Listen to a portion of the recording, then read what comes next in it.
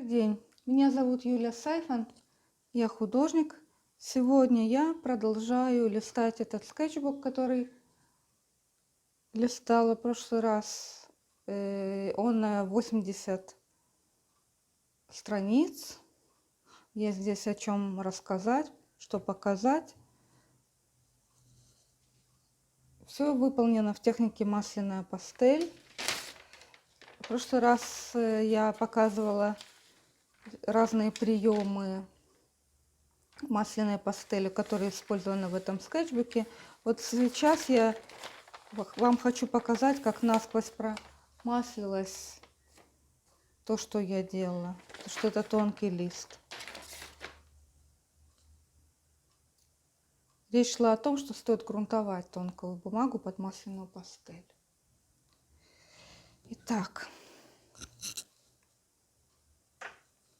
снимаю не первый раз, потому что у меня все время стучит, хрипит микрофон. Прошу прощения, если это снова происходит. Итак,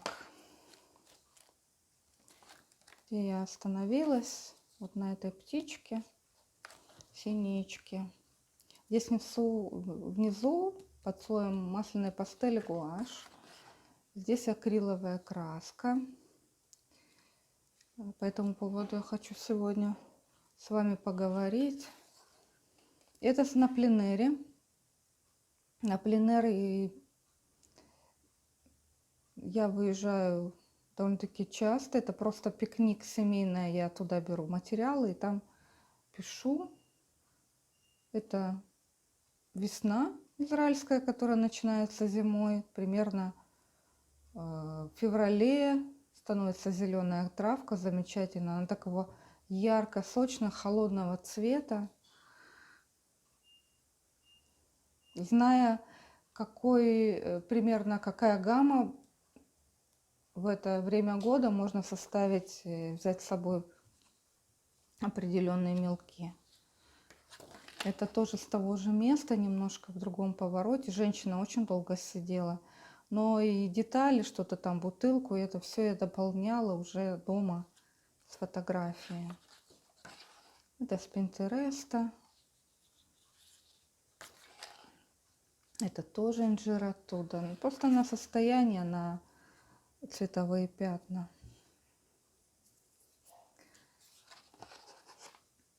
Это гуашь внизу. Гуашь из детского набора, из Икеи. У них такие хорошие флуоресцентные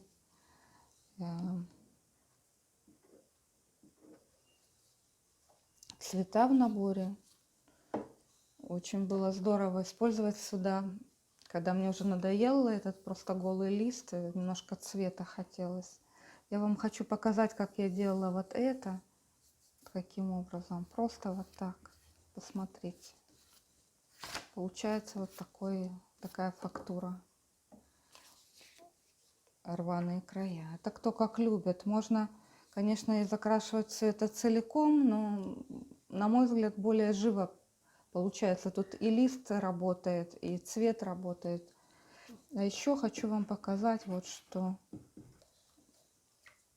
Это старая акриловая краска, ей очень много лет. И ее преимущество в том, что она матовая. Когда покупаешь в магазинах хобби акриловую краску, это как рулетка каждый раз, где матовый или глянцевый акрил попадается.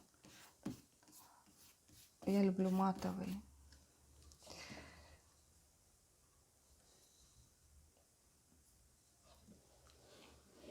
Вот моя губка. Вот таким образом можно делать такую фактуру, которая напоминает покупные акриловые грунты для пастелей. Конечно, сухой пастелью писать не стоит, потому что сухая пастель будет с такой поверхности осыпаться. А вот для масляной пастели это может быть очень интересная фактура.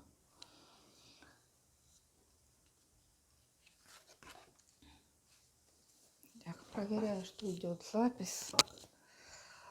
Это тоже здесь гуашь внизу, сверху мои жирные вот эти мелки. О технике я много говорила в прошлый раз, в прошлом моем видео. Здесь стоит посмотреть. Кажется это сложным, какие-то тут коричневые, красные. Что-то тут такое по цвету непонятное происходит, но приятное. Это просто красные, которые здесь розовые, холодные. И зелено-желтые. Это контраст.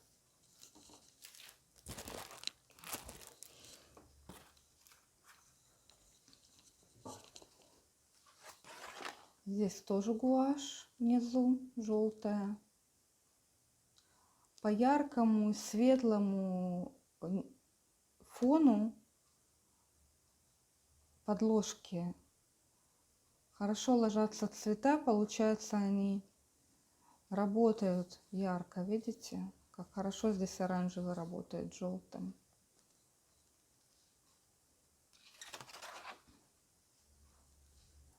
Здесь красная гуашь внизу.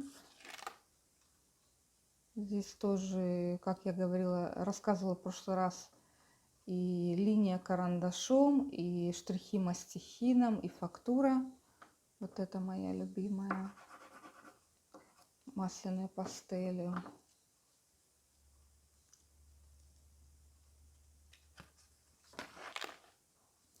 Это просто с фотографии на Пинтересте.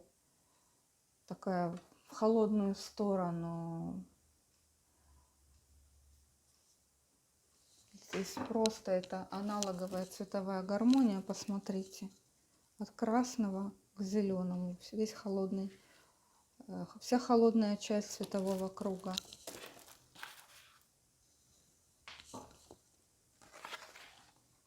Это с фотографии подруги из Инстаграма. Для меня это не типичная работа, потому что здесь черный цвет. Здесь есть прусская синяя, которая очень темная, но и черный. Это, наверное, гуашью я кисточкой рисовала здесь детали. Потому что тон был очень плотный, темный. И нужно было еще темнее, чем вот этот фиолетовый. В Инстаграме проходил конкурс. Фирма Sakura праздновала свой юбилей. И для этого я показывала свои работы, свою ассоциацию с Японией. Япония у меня ассоциируется с желтым. Таким холодным, желтым, лимонным, ярким детством. Наверное, это связано с мультипликацией. А может быть, как ассоциация с выражением «страна восходящего солнца». То есть солнце яркое, солнечное. Не знаю, с Пинтереста я взяла фотографию, такой трамвайчик. Вокруг цветения желтое. Это тоже на ту же тему. Это тоже на ту же тему. А здесь продолжение. Это мое детство, подсолнухи, взрослый рядом. И ты едешь на велосипеде. Здорово, так беззаботно. И очень красиво вокруг. Это тоже на желтую тему. А это с фотографией своей. У нас рядом есть старый город, и там разные интересные дома. Работа довольно-таки подробная, потому что я была на этом месте, я видела это, впитывала запахи, слышала звуки вокруг, и по своей фотографии было легко рисовать. Это тоже со своей фотографии. В один из локдаунов мы с семьей вышли прогуляться, вокруг зашли в старый город, там такая была сцена рядом с многоэтажным домом. Внизу подъезда сидел, грелся человек, читая газету или книгу, не помню что. Но он такой был очень блестящий, со своей лысиной замечательной. Вот, мне здесь показалось, что с фигурой я не справилась, и поэтому я снова села писать. Не считаю, что на этот раз тоже, но с ноги больше, чем надо. Пропорционально не очень. Но мне вот хотела, все делала ради вот этого чудесного блика на лысине. Да простят меня лысые люди, но это так красиво. А Чайка спрашивает: есть дашь? Что есть поесть? Это долгая история о том, долгое в протяжении во времени, о том, как я 1,5 или 2 года возила ребенка на занятия с психологом детским. И это происходило, эти встречи происходили в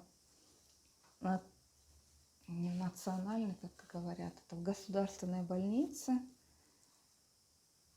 И там были пустые коридоры, но всегда кто-то напротив меня на лавочке сидел. И такая жизнерадостная, красивая зеленая стена, и кто-то не садился напротив меня, ну просто вот готовый портрет. И этот папочка, такой взрослый очень человек, он сидел еженедельно напротив меня на протяжении, наверное, года. И все время у меня руки чесались его нарисовать. И как-то он заснул, я сфотографировала и наконец-то выполнила это свое желание, осуществила. Он был в наушниках таких девчачьих. Здесь еще были или рожки, или рог единорога, что-то такое очень девчачье было, розового цвета. Украшение на этих наушниках, розовый телефон и длинный провод. Живописный дядя. Ну, такой уставший родитель. А это с фотографии своей тоже в старом городе. Часто ходила мимо этого дома, все хотела его нарисовать и сделала это. Это вот там, где вы видели, мужчина сидел. Котик немножко не в масштабе, он больше, чем надо. Ну, представим себе, что это чеширский кот, сиамский.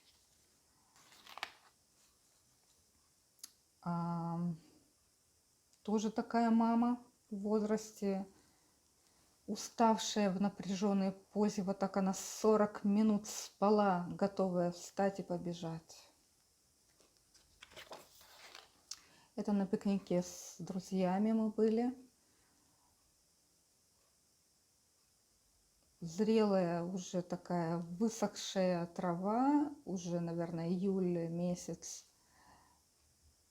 жара. И там, где земля и трава на солнце всегда выцветает, становится такого розового цвета. В холодной гамме я это решила. Это может быть дерево оливковое, под ним густая тень. Это неудачно, я считаю. Это не мои впечатления, тоже с Пинтереста фотографии. Не получилось. Это тоже мама такая хмурая, с такими бровками. Сидела напротив меня, я успела ее украдкой сфотографировать и дома написала. Мне очень понравилась ее куртка, как она, какие рефлексы, отражения от этой зеленой стены. Эта зеленая стена подарок была, и фиолетовые стульчики напротив меня. Окно в старом городе, кондиционер. Это неизменный атрибут домов в Израиле. Без кондиционера невозможно выжить в таком климате. И вот это последняя заключительная работа в этом скетчбуке. Летний пейзаж, выжженная трава, теплая, немножко холодная наверху. На этом все. Спасибо большое за внимание. Я очень признательна вам, что вы смотрите, что вы задаете вопросы, интересуетесь. Пожалуйста, поделитесь своими впечатлениями под видео. Для меня они очень и очень ценны. Я захожу сразу после того, как выходит видео, и потом позже читаю комментарии, на них отвечаю. Если есть вопросы, задавайте или просто пишите о своих впечатлениях. На этом все. Спасибо. До свидания.